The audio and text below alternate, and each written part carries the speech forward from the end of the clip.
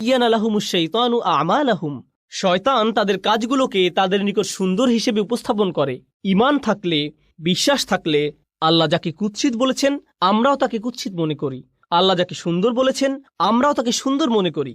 কিন্তু যদি শয়তানকে আপনার অন্তরে প্রবেশ করতে দেন, যে জিনিসগুলো কুৎসিত মনে হওয়ার কথা ছিল তাই আপনার কাছে সুন্দর মনে হওয়া শুরু করবে।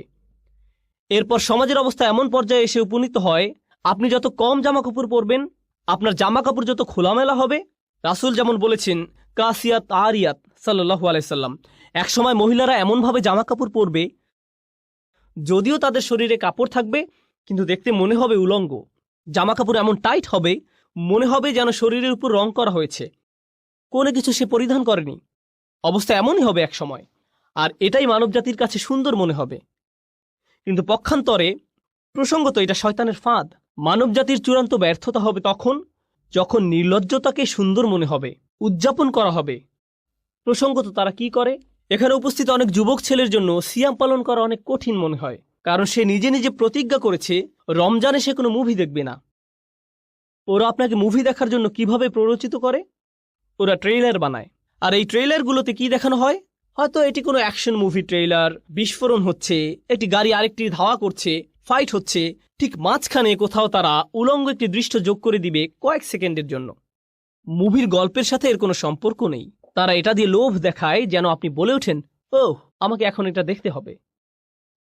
তারা এভাবে আপনাকে আটকে ফেলে। তারা বেহায়াপনাকে উদযাপন করে। তারা এমন জিনিস উদযাপন করে যা মানবজাতির দৃষ্টির আড়ালে লুকিয়ে থাকার কথা ছিল। এরপর আছে অন্য প্রান্তের কিছু লোক, আমাদের সব সময় শালীন থাকতে হবে, আমাদের লজ্জা থাকতে হবে, আমাদেরকে নিজেদের হায়া শরমের সংরক্ষণ করতে হবে। আস্তাগফিরুল্লাহ। এখন আপনি সারা জীবন ধরে সব সময় চোখ নিচু করে রাখেন, জীবনে মাটি আর ঘাস ছাড়া কোনো কিছু আপনার চোখে পড়েনি। যে মেয়েকে বিয়ে করবেন এমনকি তার দিকেও চোখ তুলে তাকান না। এমনকি বিয়ে হওয়ার পরেও কিছু কিছু মুসলিম সংস্কৃতিতে আমরা এতই ধার্মিক যে আমরা কোরআনের চেয়েও বেশি ধার্মিক, আমরা রাসূল সাল্লাল্লাহু আলাইহি সাল্লামের সুন্নাহ থেকেও বেশি ধার্মিক। স্ত্রী সবসময় জিলবাব হিজাব পরে থাকে, এমনকি ঘরের ভেতরেও সে এমনকি তার স্বামীর জন্যও সাজে না, এমনকি তার স্বামীর জন্যও সুন্দর পোশাক পরে না। সে কখনো তার স্বামীকে নিজের দিকে আকৃষ্ট করার চেষ্টা করে না। যদি জিজ্ঞেস করেন কেন এমনটা করো না, সে বলবে আস্তাগফিরুল্লাহ আস্তাগফিরুল্লাহ। এটা আস্তাগফিরুল্লাহ নয়, তুমি যে স্বামীর কাছেও নিজেকে ঢেকে রাখো এটাই আস্তাগফিরুল্লাহ। কারণ নারী পুরুষের সম্পর্ক যদি সৌন্দর্যমণ্ডিত না হয়, হালাল সীমার ভেতরে সম্পর্ক যদি হালালের ভেতরে সুন্দর না হয়, তখন শয়তান পুরুষ মানুষটির অন্তরে কুমন্ত্রণা দেওয়ার সুযোগ পেয়ে যায়। সে বলবে তুমি যা চাচ্ছ তা বিয়ের সীমার বাহিরে পাবে, বাহিরে পাবে। বুঝতে পারছেন? আল্লাহ আজ্জা ওয়া জাল্লা কোরআনে এই সুন্দর সম্পর্কের সংরক্ষণ করেছেন যেন বিয়ের ভেতরে সম্পর্কটা সুন্দর এবং রোমান্টিক থাকে। কিভাবে তিনি এটা করেছেন? আল্লাহ আজ্জা ওয়া জাল্লা একই সূরায় বলেন, তিনি বর্ণনা করেন, ইয়া বানি আদামা খুযু যিনাতাকুম ইনদা কুল্লি মসজিদ, হে বনি আদম তোমরা প্রত্যেক নামাজের সময় সাজসজ্জা পরিধান করে নাও। পরবর্তী আয়াতে তিনি বলেন, কুল মান হাররামা যিনাতাল্লাহ, বলো কে হারাম করেছে আল্লাহর সৌন্দর্য উপকরণ। এখান থেকে আমরা শিখতে পারি আল্লাহ এই সৌন্দর্য সবসময় ঢেকে রাখার কথা বলছেন না। আল্লাহ বলছেন এই সৌন্দর্য প্রদর্শন করার জন্য উপযুক্ত জায়গা আছে, এর জন্য উপযুক্ত পরিবেশ রয়েছে।